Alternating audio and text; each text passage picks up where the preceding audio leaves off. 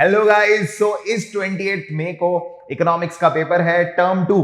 तो उसके लिए हमें क्या स्ट्रैटेजी बनानी पड़ने की। देखो, अभी अपन लोग अगर कोर्स करके उसके क्वेश्चंस करके और फिर पेपर करेंगे तो 4 दिन में तो बहुत मुश्किल है बहुत अच्छा स्कोर करना। तो अपन स्ट्रैटेजी बनाते हैं कि 95% ऊपर कैसे लाने हैं इसके अंदर। अब देखो, अगर अपन बात करें सबसे पहले इंडियन इकोनॉमिक्स से शुरू करते हैं। एक बार इंडियन इकोनॉमिक्स की पहले स्ट्रैटेजी बनाओ।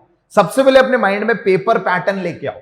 अब पेपर पैटर्न में एक चीज समझो, तुम लोगों ने अभी जो भी थोड़े बहुत पेपर पैटर्न देखे हैं उसके अंदर चलो एक काम करना, सीबीएसई का सैंपल पेपर देख लेना एक बार। तो उसके अंदर भी ध्यान से देखो, केस स्टडी तो एक आ ही रही है।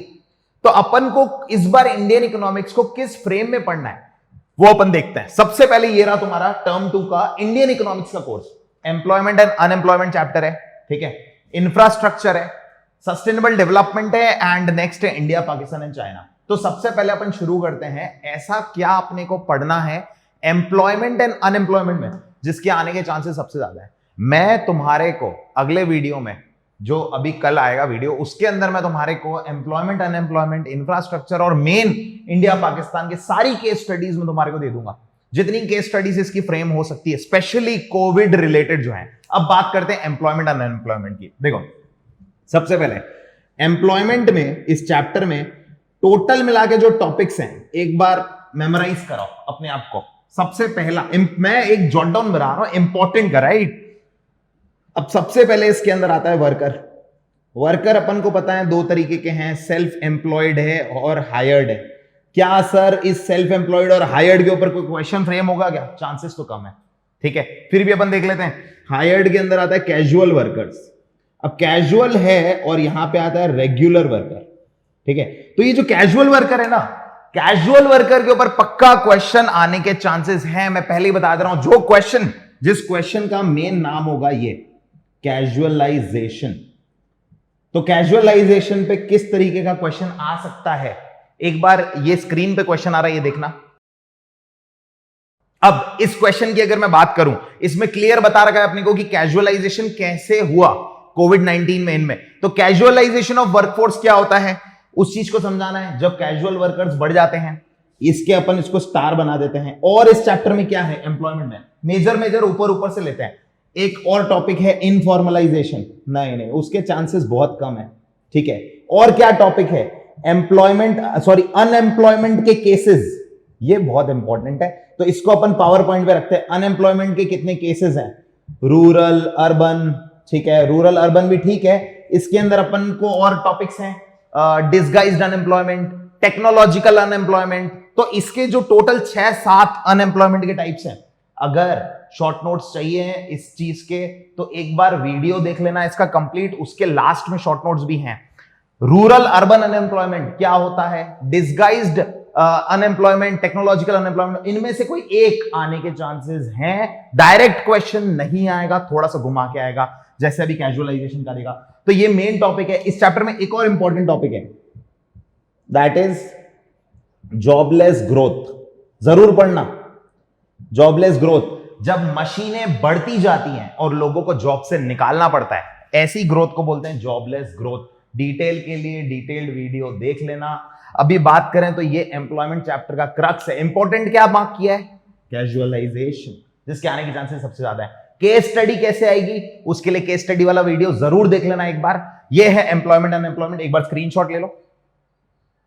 ओके गाइस, सब इंफ्रास्ट्रक्चर में क्या क्या टॉपिक्स हैं।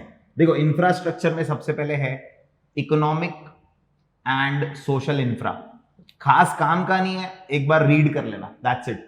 उसके बाद बात करते हैं अपन, सीधा आते हैं इंपॉर्टेंस ऑफ इंफ्रा, ठीक है। इतना इंपॉर्टेंट नहीं है, अगर आ भी जाए तो मन से लिख लेंगे, पर चांसेस बहुत कम है।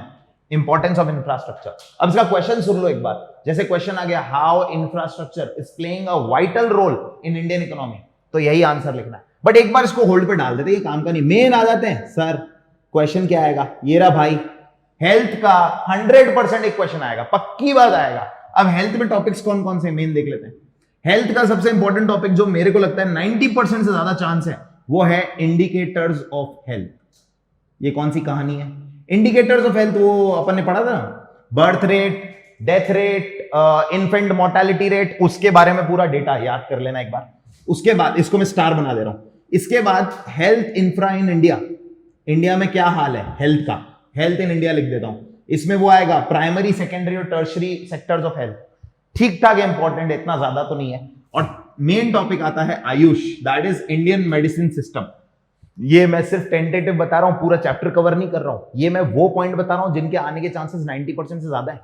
इसके अंदर इंडिकेटर्स ऑफ हेल्थ बिल्कुल मत छोड़ना।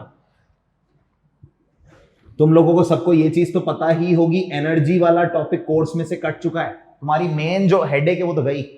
अब आ जाते हैं सर सस्टेनेबल डेवलपमेंट पे, आ जाओ आप। तो सस्टेनेबल डेवलपमेंट में हमको क्या क्या कवर अप करना है?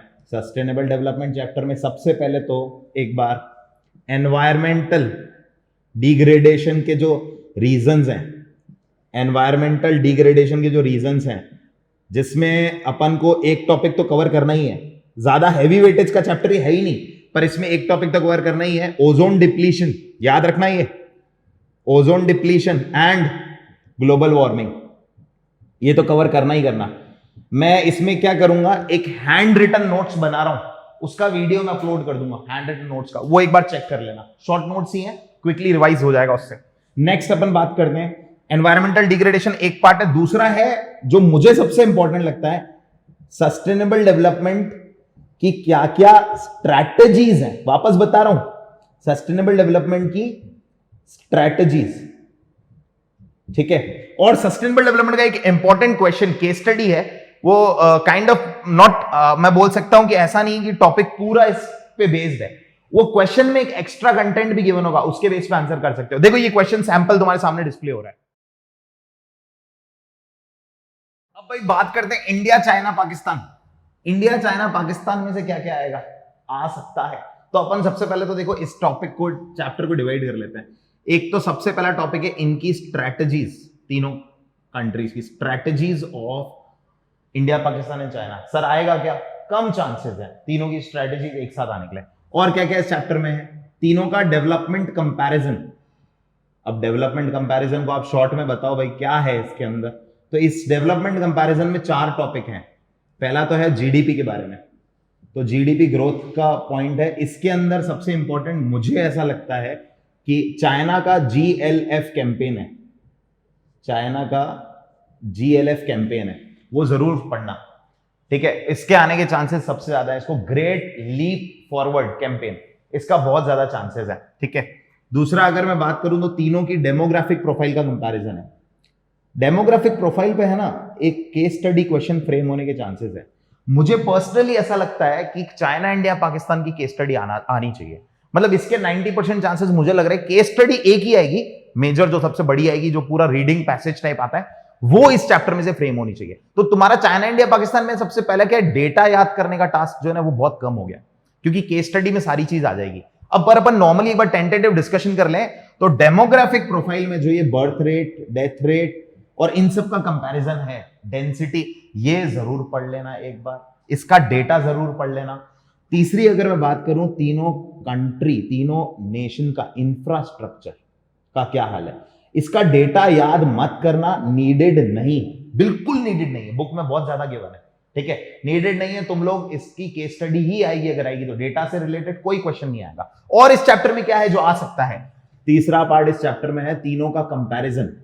कंपैरिजन मतलब ऐसे पॉइंट्स बताओ जिनमें इंडिया बेटर है पाकिस्तान से, जिनमें पाकिस्तान बेटर है इंडिया से, जिनमें चाइना बेटर है इंडिया से। और ये सारे क्वेश्चन, मतलब ये जो कंपैरिजन वाले क्वेश्चन है ना नेशंस के, इनमें कोई भी एक आएगा। अब सर कौन सा चांसेस सबसे ज्यादा है, तो पाकिस्तान का, इंडिया का बेटर होना पाकिस्तान से, एक तो ये पार्ट, और चाइना क्यों आगे है इंडिया से, ये पार्ट। इन दोनों को एक बार देख लेना, इनके ओरल पॉइंट्स पढ़ लेना, डेटा याद करने की जरूरत नहीं है एक्सेप्ट डेमोग्राफिक प्रोफाइल का। ये तो हो गई इंडियन इकोनॉमिक्स की बात। चलो अब बात करते हैं मैक्रो इकोनॉमिक्स की। देखो मैक्रो इकोनॉमिक्स में तुम्हारे पास 2 पोर्शन ही है। सबसे मेन पार्ट क्या है, सबसे आसान चीज ही मैक्रो गई इस बार, नेशनल इनकम करना है और एग्रीगेट डिमांड यूनिट करना है। इसके अगर मैं तो गारंटी दे रहा हूं, इसके अगर वीडियोस देख लिए ना, नेशनल इनकम के 7 वीडियोस अपलोड कर रखे हैं, उसके अलावा पढ़ने की जरूरत ही नहीं है। अब इसके अंदर मैं 100% श्योर बता देता हूं क्या क्या चीजें आने वाली हैं, इसके अलावा आ ही नहीं सकता। क्यों, रीजन बता रहा हूं, वेटेज इतना कॉम्प्लिकेट, इतना छोटा वेटेज है दैट अगर इंपॉर्टेंट चीज बोर्ड्स नहीं कवर कर रहा ना, तो वो सारी की सारी जो लीस्ट इंपॉर्टेंट है वो पार्ट तो देने से रहा। इंपॉर्टेंट क्या क्या कवर करना चाहिए, जो सैंपल पेपर में भी कहीं ना कहीं हाईलाइट हो रहा है। अगर अपन देखिए एक्सपेंडिचर इनकम मेथड, इनमें से एक तो आएगा ही आएगा 5 मार्क्स का। अब इस पर क्या पैटर्न ऐसा चल रहा है, एक क्वेश्चन तुम्हारा आ रहा है एक्सपेंडिचर इनकम का, उसके साथ एक और बी पॉइंट फर्स्ट और सेकंड आ रहा है, उसके साथ एडजॉइनिंग क्वेश्चन, और दोनों मिला के करीबन 5 मार्क्स के आ रहे हैं। तो इसका वेटेज 5 मार्क्स ओवरऑल नहीं है, 5 प्लस ये वाला टॉपिक मुझे लगता है कंबाइन होकर आएगा। मतलब एक तो तुम्हारा प्रैक्टिकल आ गया 3 मार्क्स तक का रेशियो में, जो ज्यादा टफ नहीं होगा, इजी होगा, प्लस कोई एक लिमिटेशन पूछ ली, जैसे एक्सटर्नलिटी पूछ लिया, या फिर जैसे ना डिस्ट्रीब्यूशन ऑफ जीडीपी वाला पॉइंट पूछ लिया। प्लीज इनको मत भूलना, 100% श्योरिटी से बोल रहा हूं, ये चीज ऐसे ही मिक्स होके आएगी। नेक्स्ट बात करें, नॉमिनल रियल जीडीपी टॉपिक वैसे तो नहीं आने वाला, पर प्रैक्टिकल अगर देखा जाए तो इसका एक सॉल्व कर लेना, जिसमें वो फॉर्मूला है जीडीपी डिफ्लेटर का, और एक वो नॉमिनल से रियल जो कन्वर्ट करना होता है वो वाला। एंड बात करें included and not included, 100% again this is the question जो आएगा ही आएगा, पक्की बात आएगा कि कौन सी चीज नेशनल इनकम में इंक्लूड होती है, क्यों होती है। इसमें वो पढ़ा है ना, फैक्टर इनकम इंक्लूड होती है, ट्रांसफर इनकम नहीं होती है। ये 4 टॉपिक अगर जिसने नेशनल इनकम में कवर कर लिए, मैं बोल रहा हूं तुम्हारे नेशनल इनकम में कोई भी जना ऐसा नहीं होगा जिनके 95% ऊपर मार्क्स नेशनल इनकम में नहीं आएंगे, पक्के आएंगे। आते हैं इस पे एग्रीगेट डिमांड यूनिट पे, इसको पूरे यूनिट को सीरीज वाइज ही करना। पहले भी ये राय बोली है, पहले कंजम्पशन फंक्शन सेविंग्स फंक्शन पढ़ के फिर आना नेक्स्ट चैप्टर पे जो कि इक्विलिब्रियम वाला है, एडीएएस अप्रोच वाला, और फिर आना एक्सेस डिमांड और डेफिशिएंट डिमांड वाले चैप्टर पे। ओके, फर्स्ट वाला अगर पोर्शन बताऊं, उसमें से डेरिवेशन हमेशा से जरूरी बोलते हुए आया हूं, वापस लास्ट मोमेंट पे जरूरी बोल रहा हूं, derivation of consumption function and savings function पढ़ना ही पढ़ना। इसको तो लिख के भले दीवार पे चिपका दो, 3-4 दिन नजर में रहना चाहिए, परफेक्ट आंसर लिखना है इसका।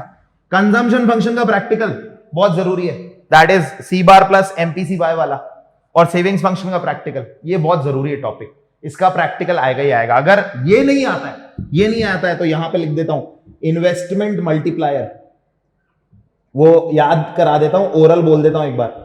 वो टॉपिक पढ़ा था ना 1/1 माइनस एमपीसी के, नहीं याद है तो रिवाइज कर लेना, के वाला टॉपिक ये आने के, या तो ये आएगा या वो आएगा प्रैक्टिकल में। और सबसे इंपॉर्टेंट जिसको मैं स्टार मार्क कर रहा हूं, very very important, inflationary gap या डिफ्लेशनरी गैप क्या होता है और उसको कैसे सॉल्व किया जाता है मॉनेटरी मेजर से। ये क्वेश्चन को तो मैं बोलता हूं अगर ये और इनकम मेथड पढ़ लिया 10 मार्क्स तो पक्के यहां पे आ गए अपने।